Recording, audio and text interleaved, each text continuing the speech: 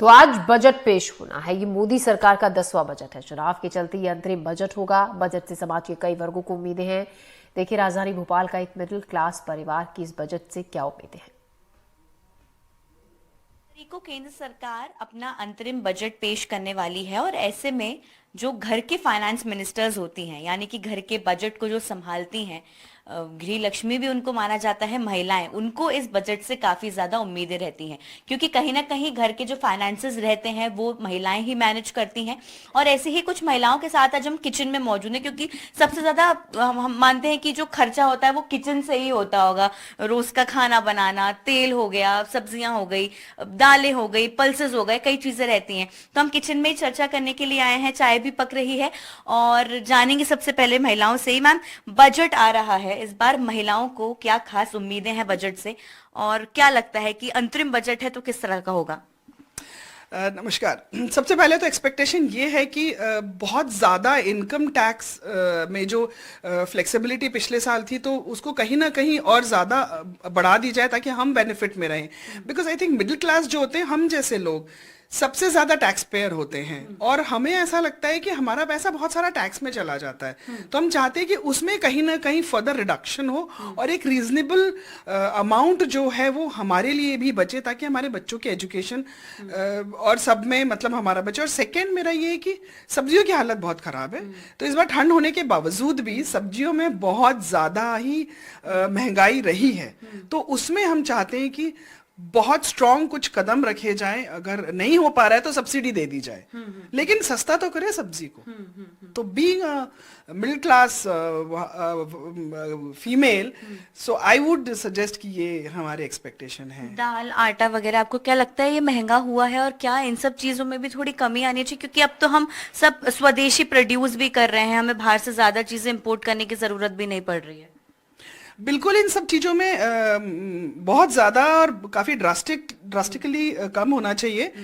एक तो मैं सोशल वर्कर भी हूँ, तो मुझे पता है कि आज के डेट में यदि हम अपने गांव में जाते हैं, रूरल में जाते हैं, वहाँ पे जो चीज़ें उगाई जाती है उसको फर्दर पॉलिश करके ब्यूटिफिकेशन पे हम ध्यान ना दें, उसके पौष्टिक तत्व को रिटेन करने में ध्यान दें, डेफिनेटली खर्चा कम होगा तो सामान भी ज़्यादा रीजनेबल मिलेगा। तो यदि हम जितना ऑर्गेनिक का हाइप बना के हमने रखा है उसको ना बनाते हुए एक गवर्नमेंट की तरफ से सपोर्ट हो कि ऑर्गेनिक फार्मिंग की जाए और जो लैंड में चेंजेस हैं उसमें चेंजेस लाए जाएं, उसके बाद तो फिर जैविक खाद तो हमेशा अवेलेबल होता है और घर में अवेलेबल होता है, तो विलेजेस में भी अवेलेबल रहता है इसी तरीके से। तो ऑटोमेटिकली पल्सेस के और सब चीज़ों के दाम कम होंगे। बिल्कुल, देखिए रसोई गैस भी जल रही है और महंगाई शायद रसोई गैस पर भी सबसे ज्यादा आंच जला रही है। क्या लगता है कि इसको लेकर भी कुछ सरकार को सोचना चाहिए इस बजट में? बिल्कुल, रसोई गैस के लिए तो बिल्कुल सोचना चाहिए, क्योंकि वही महंगी होती जा रही है और अगर वो महंगी होती जाएगी तो वो तो हमारी बेसिक नीड है आज के टाइम में, लग्जरी भी नहीं रही। तो ऑब्वियसली वो तो होना ही चाहिए। और क्या लगता है आपको, क्या चीजें आपको लगता है कि इस घर से, इस किचन से निकल कर जानी चाहिए, क्यों केंद्र बजट में सोचनी चाहिए? दालें, चावल, घी, ये सब बहुत महंगा होता जा रहा है, तो उस पे भी ध्यान देना चाहिए बजट में। और टैक्स तो है ही है, अगर टैक्स होता है, और स्टेट टैक्स में थोड़ी कमी करनी चाहिए। बजट में क्या स्टूडेंट्स या जो बच्चों की पढ़ाई है इसको लेकर आप लोग क्या सोचते हैं? क्या इसको भी थोड़ा सा कंट्रोल, जो पढ़ाई के जो खर्चे हैं? प्राइवेट स्कूल्स में फीस वगैरह कम होनी चाहिए, क्योंकि गवर्नमेंट स्कूल में आजकल कोई नहीं भेजता। प्राइवेट स्कूल्स इतने ज्यादा महंगे होते जा रहे हैं कि बजट से ही बाहर जा रहे हैं। बिल्कुल, देखिए जिस तरह से जो है बताया जा रहा है कि रसोई गैस एक बड़ी, हम कह सकते हैं कि एक ऐसी कमोडिटी है जो कि बेसिक नीड है और इसको लेकर भी सरकार को सोचना चाहिए। आपको क्या लगता है कि क्या चीजें जो है वो होनी चाहिए और किस तरह से आप सोचती हैं कि इस बार का, क्योंकि ये दूसरे कार्यकाल का अंतिम बजट है, तो क्या चीजें आप चाहती हैं कि सरकार करे? एक्चुअली गैस तो है ही, और मे बी पेट्रोल भी थोड़ा सा बहुत ज़्यादा, पेट्रोल डीजल के वो भी बहुत ज़्यादा हो रहे हैं, तो उसमें भी अपने को थोड़ा सा ये भी इशू होना चाहिए कि हम पेट्रोल और डीजल में भी कमी कर पाए। एंटरटेनमेंट में भी बहुत सारी चीज़ें हैं जो हम इसको बजट में ला सकते हैं, बात कर सकते हैं इस टॉपिक पे। प्रॉपर्टीज आप लोग बाय करते होंगे, तो प्रॉपर्टी टैक्सेशन को आपको क्या लगता है कि थोड़ा सा उसमें भी रियायत होनी चाहिए? ऑफ कोर्स होनी चाहिए, क्योंकि प्रॉपर्टी में भी बहुत ज्यादा ब्रूम आ रहा है, उसमें भी कमी होनी चाहिए। हर चीज में है ही कि अपने पास कमी, तो हर चीज में बजटिंग तो होनी चाहिए। बहुत ज्यादा ही बूम पे जा रहे हैं प्रॉपर्टीज भी, उसमें भी टैक्सेशंस में भी कम होना चाहिए, और जो अपना रजिस्ट्रेशंस वगैरह होते हैं उसमें भी कमी होनी चाहिए। बहुत ज्यादा ही अपने को टैक्स पे करना पड़ता है रजिस्टरिंग में। बिल्कुल, देखिए जिस तरह से जो है महिलाओं का कहना है कि जब प्रॉपर्टीज बाय की जाती हैं या फिर रसोई गैस की ही बात क्यों ना हो, क्योंकि उनको भी अपने फाइनेंसेस को मैनेज करना होता है, तो यही उम्मीद वो केंद्र सरकार से भी यहाँ पर लगाई हुई है कि इस तरह का मैनेजमेंट कुछ बजट में भी सरकार करे, जिससे कि आम आदमी को और खासतौर से जो महिलाएं हैं उनके एक्सपेंसेस कम हो और उनको फायदा पहुंचे, और जो बचत वो करना चाहती हैं वो जरूर हो सके। कैमरा पर्सन अभिषेक सिंह के साथ अमृतांशी जोशी, एनडीटीवी। तो बजट के ऐलान का काउंटडाउन शुरू हो चुका है। दूसरा अंतरिम बजट है ये।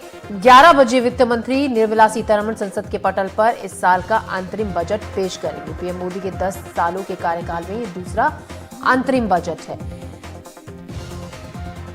अब तक हालांकि वित्त मंत्री निर्मला सीतारमण अपना छठा और पहला अंतरिम बजट पेश करेंगी।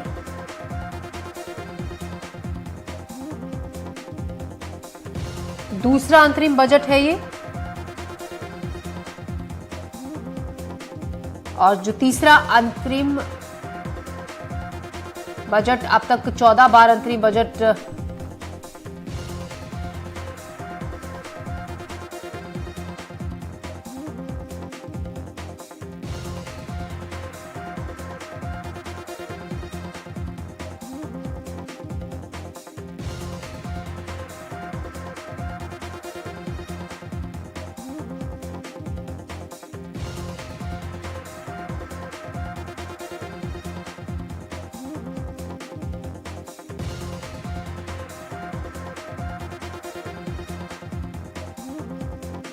पीएम मोदी के 10 सालों के कार्यकाल में ये दूसरा अंतरिम बजट है।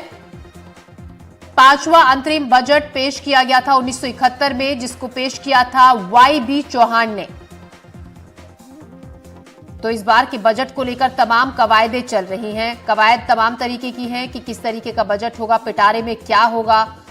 हम ग्राफिक के जरिए भी आपको कुछ बताने की कोशिश करें कि किस तरीके से बजट कब कब पास हुआ अंतरिम बजट और किसने पेश किया। छठा अंतरिम बजट 1977 में एच.एम. पटेल ने पेश किया था।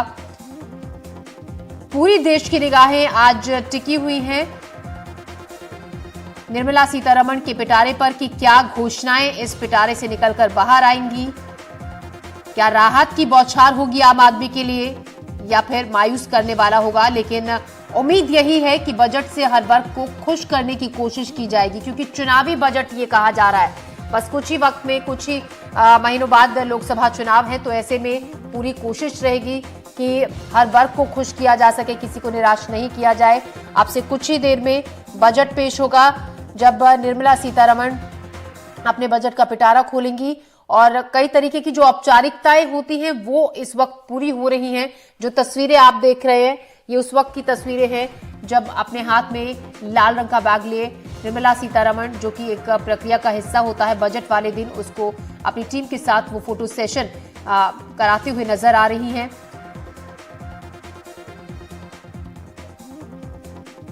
तो बजट वाले दिन वित्त मंत्री अपनी बजट टीम के साथ फोटो खिंचवाती हैं, उस वक्त की तस्वीरें हैं। बजट तैयार करने के लिए आपको बता दें यही वो टीम है, जो खास लोग हैं जो दिन रात की मेहनत कर बिल्कुल बहुत तैयारी के साथ बजट को प्लान करते हैं। यहाँ ये वही लोग हैं जो इस टीम का हिस्सा हैं। उनके साथ निर्मला सीतारमण फोटो सेशन कराती हुई, और फोटो सेशन के बाद बस अब कुछ ही देर बाद बजट को पेश किया जाएगा। तो पहले ब्रीफकेस हाथ में होता था, ब्रीफकेस से ये टैबलेट तक का जो सफर है, हम आपको बता दें अब टैबलेट हाथ में लिया जाने लगा है। तो लगातार हम बजट से जुड़ी हुई पल पल की ताजा जानकारी, ताजा तस्वीरें अपने दर्शकों तक पहुंचा रहे।